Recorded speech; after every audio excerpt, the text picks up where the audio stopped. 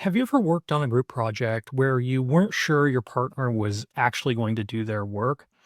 Maybe you thought, should I do the reading and prep a decent draft, or should I just wait and see what they're going to send over first? If you've ever found yourself thinking like that, trying to make the best choice while also guessing what someone else might do, you were doing game theory. Now, imagine that instead of working on a class project, you're a national leader deciding whether to sign a climate agreement, collectively address a global pandemic, impose economic sanctions, or build a new weapon system. The stakes are a lot higher, but the logic? It's surprisingly similar. In international relations, leaders and states constantly face choices where outcomes don't just depend on what they do, but also on what others might do in response. It's that world of strategic interaction that game theory helps us make sense of. In this video and across this series, we'll explore how game theory gives us tools to understand everything from arms races and alliances to diplomacy, trade, and climate cooperation. So, what is game theory? At its core, game theory is the study of strategic decision making. In essence, it's about situations where the best choice for you depends on what someone else might do, and vice versa. This is different from a situation where you can just make a decision in isolation. When there are multiple actors involved and their decisions affect one another, that's a strategic setting. And that's what game theory is built to analyze. So, when we say game, we don't mean something that's fun or trivial. These games can involve economic sanctions, military conflicts, nuclear standoffs, even global pandemics. So let's be clear. In game theory, a game is any situation involving strategic interaction. And who are the actors in international relations? Usually they're states, but game theory can also apply to individual leaders, non state actors, multinational corporations, international organizations, basically any decision making unit in global politics. Let's take a simple example. Imagine two rival states locked in tension. Each has to decide whether to limit their arms production or build new weapons. If both sides agree to limit their weapons, they save money and reduce the risk of war. It's a win-win. But if one side builds weapons while the other limits theirs, the builder gains a strategic edge and the other becomes more vulnerable. On the other hand, if both sides keep building, they waste resources and fuel an arms race. This specific, tragic structure, where both sides might choose a costly arms race even though they'd both be better off by limiting arms, is a famous example called the prisoner's dilemma, which we'll break down in another video. But this is exactly the kind of strategic situation game theory helps us understand, not by predicting the future with certainty, but by showing the structure of the dilemma, who benefits, who risks what, and why even rational actors can end up in conflict. At its core, game theory is the study of strategic interaction, situations where multiple actors make independent decisions, but the outcomes are interdependent. In simpler terms, your best move always depends on what you think the other player will do. To understand how game theory works, we need to break down the basic building blocks of any strategic interaction. Whether we're talking about a nuclear standoff, trade negotiations, or climate diplomacy, the structure is the same. There are four core elements in any game: players, actions, payoffs, and information. Let's walk through each one. All games involve players, who are the actors making decisions in a given situation. In international relations, players are often states, like in our earlier example where the players were two rival states deciding whether to build new weapons systems or agree to arms limitations.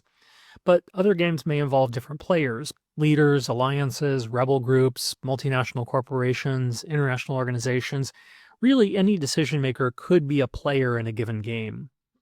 Each player in the game has actions, choices they can make.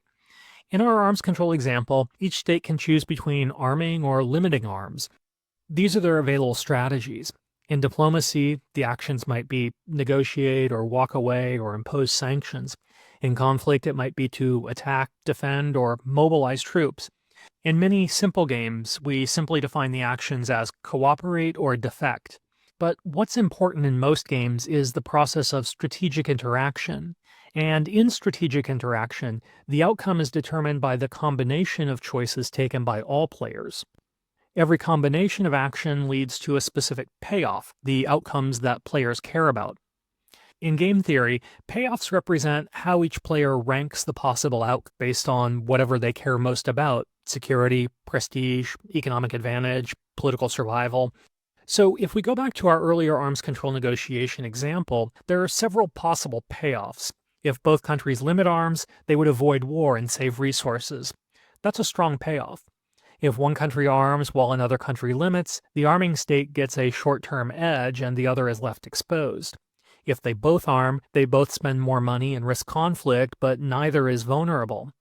Game theory helps us rank these outcomes to figure out what each player prefers and whether they're likely to cooperate or not.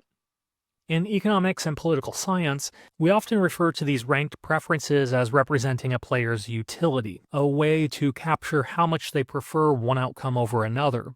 Utility doesn't always mean a number, it just means we can rank outcomes from the most to the least preferred.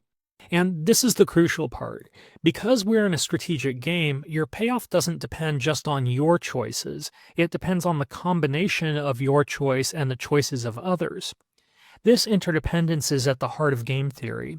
You aren't just picking what you want most, you're trying to figure out what your best possible move is based on what you think everyone else will do. That's what turns a simple decision into a complex strategic dilemma. Finally, the game also involves information, what the players know about the game and each other. Sometimes players have complete information. They know the rules of the game, the available actions, and each other's preferences, but they may still be uncertain about what the others will actually choose.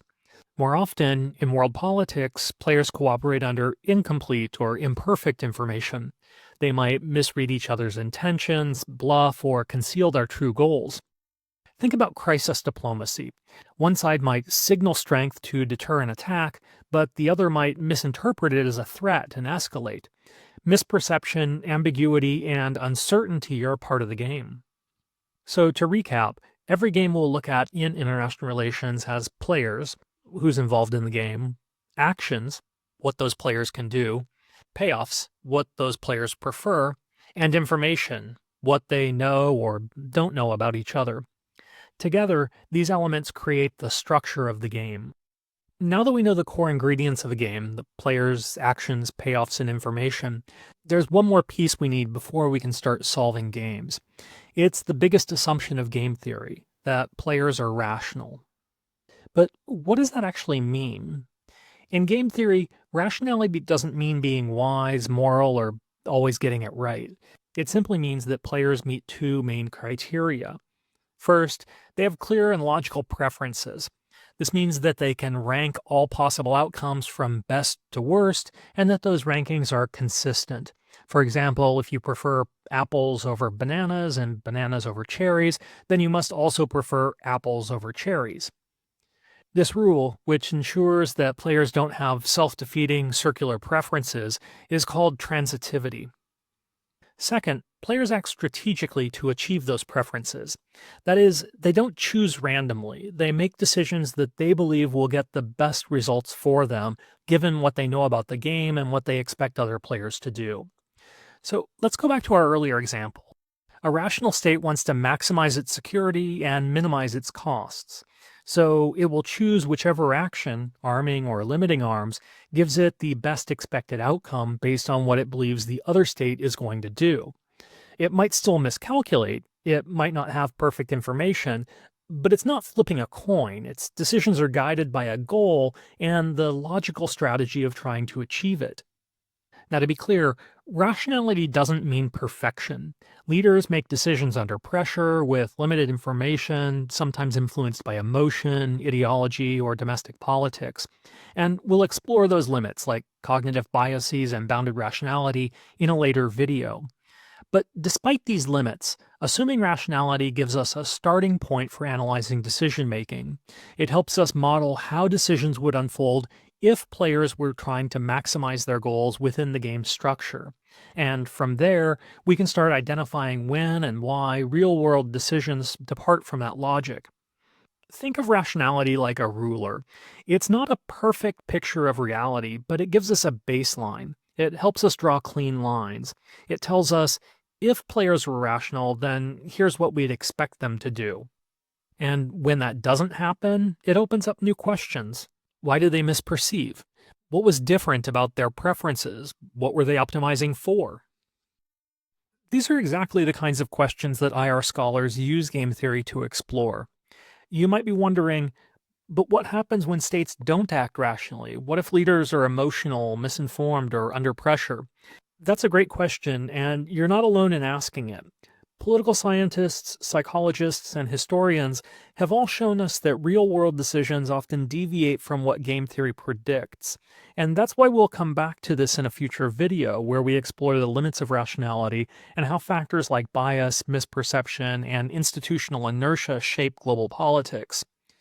But now that we've built the foundation, it's time to explore one of the most famous games in political science, the prisoner's dilemma, and why even rational actors who want peace might still sometimes end up in conflict.